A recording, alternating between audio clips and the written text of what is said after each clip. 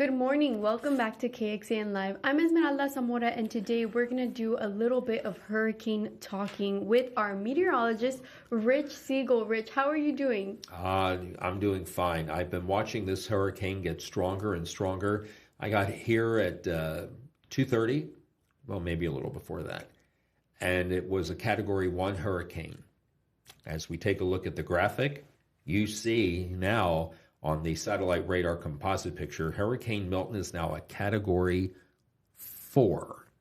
This looks like it may be the 10 o'clock update that just came in. We were holding off until then, but then you have something to do at 10 o'clock, and I have something to do at 10 o'clock. But it looks like, if my eyes are not deceiving me, that the winds of this storm have now picked up to 155. Wow. I want to put this in a little bit of perspective for you. It was a Category 1 at 1 a.m., a Category 2 at 4, a Category 3 at 6, a Category 4 at 8. The 10 o'clock update continues to have it as a Category 4, but look where Category 5 winds begin, 157. So it's only 2 away on the 10 o'clock update showing that the winds are up to 155. So I'm glad we were able to get that in.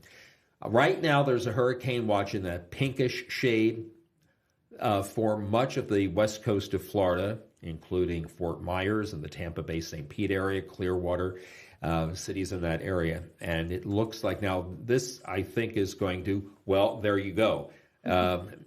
It's going to increase to a Category 5, then still looking like a landfall as a Category 3, making a direct line towards the Tampa, St. Pete area. Then it will cross the central part of Florida and head on into the Atlantic Ocean. I apologize for those icons being a little bit too close with those timestamps, but this just came in and I didn't have a chance to update it because it just came in. So live TV going right now. So rain totals 5 to 15 inches, 5 to 10 on average. Localized areas could see as much as 15. And as we come back here, I will tell you that the storm surge is expected to be about 8 to 12 feet above the normal tide. If this thing comes in at high tide with the storm surge forecast for the Tampa area and along much of the west coast of Florida, this is going to have catastrophic and devastating ramifications. And this is an area that just recovered, or not even fully recovered, was just hit by a hurricane. Right. And they're already preparing, as you can see in this video. This is video from Florida of residents gassing up their vehicles, getting their sandbags ready, and preparing for this storm to hit. When is it expected to make landfall?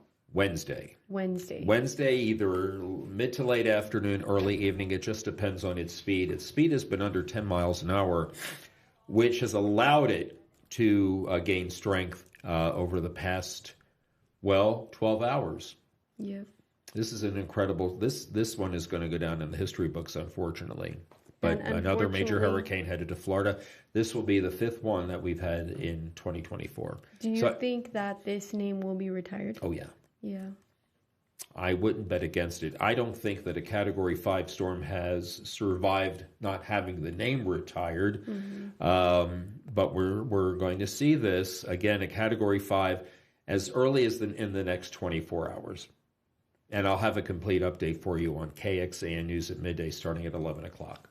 And for anyone who wants to be updated either today, tomorrow, or even Wednesday, the day of Wednesday, where can they go to find those updates quickly as possible? We continue to update a weather blog that was started by Christopher Adams, our weather data guru, and we're updating it as we go along. If you log on to KXAN.com, click on the Weather and Traffic tab and go to Weather Blog, you'll see it'll likely be very close to the top. And you'll be able to find out the history of this particular hurricane and all of the hurricanes and tropical storms that we have had so far this year. Do we have any storms out in the Atlantic developing anytime soon after this? To be honest with you, I haven't looked because I've been concentrating on keeping our viewers updated online with Milton. We'll have that coming up at midday. We'll have a little more time to talk about it. There are still 2 hurricanes out in the open Atlantic, both no threat to land, Hurricane Kirk, Hurricane Leslie, and we're updating that in that online blog that the Weather Department has been updating since. Perfect. Well, before we leave, can you wrap a little bit about what we talked about regarding Hurricane Milton for those viewers that maybe just joined us? So Hurricane Milton is a Category 4 hurricane. It was a Category 1 at 1 a.m. Now it's a Category 4 and soon to be a Category 5. Winds are at 155 miles per hour now. This has increased significantly all morning long. It is still in the western Gulf, moving very slowly towards the southeast, and then it will take a turn and head more to the northeast, making a landfall in Florida. Right now, the Tampa-St. Pete area is the prime target for this hurricane. It likely will be a Category 3. That is still a major hurricane when it makes its landfall sometime Wednesday into Wednesday evening. Awesome. Well, thank you so much for joining me, Rich. You're I know welcome. That we typically do viewer questions on Mondays. Didn't have any. We didn't have any this time. So if you do have any questions, either about Milton or any other storm or any weather questions, where can they send them to? Report it, REPORTIT at KXAN.com. Perfect. And me and Rich have a little announcement. We are no longer going to be doing our First Warning Weather Q&A segment on Mondays, but we are still going to be doing that on Sundays. Perfect day to do it. Yes, perfect day, start of the week, getting all your info on weather-related stuff early on Sundays. Well, thank you for joining us, Rich. Thank you. And that's all we have today for our KXAN Live First Warning Weather. Thanks for joining us. I'm Esmeralda Zamora. Oh, did I get up while I was still on?